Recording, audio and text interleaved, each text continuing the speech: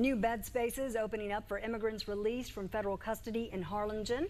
Channel 5's Kristen von Preissing joins us live outside of Queen of Peace Catholic Church, where volunteers are now preparing to take people in. Kristen? The Queen of Peace Church here in Harlingen, the immigrants aren't here right now, but they are preparing to take in 50 to 80 later on this weekend. And we did see a big surge in the number of migrants released last week. That surge has since slowed down, but they're saying that they are setting up here because of where the government is choosing to release these people. Preparations are underway. A simple gathering hall will now have a new purpose. The chairs are getting lined up for newly dropped off immigrants that'll walk through these doors. The paperwork. Please help me. I do not speak English. Thank you for your help.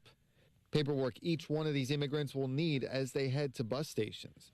Bus stations where we saw immigrants being dropped off today.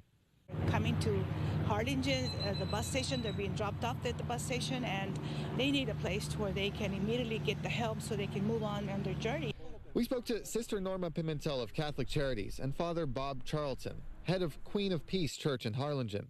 They say the Red Cross is providing cots. They're setting up services in the kitchen and getting volunteers organized here to get the immigrants on a bus and to family outside the valley. You just have to cancel everything else you're doing to make the hall available to house and to feed and to clothe brothers and sisters coming in from south of the border. So we just do what we have to do.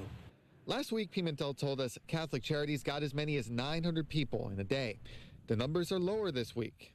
The center is being opened because the government is broadening the area where they're taking migrants. This week, the numbers are quite lower, almost half as low, and yet Border Patrol is dropping them off in different bus stations, and so we needed to quickly respond to, for example, I checked with the chief, and he said, yes, we will be dropping people in Harlingen, and so that means that we want to make sure we're ready and prepared to help Father Bob to be able to respond the way he's opened the doors of Queen of Peace.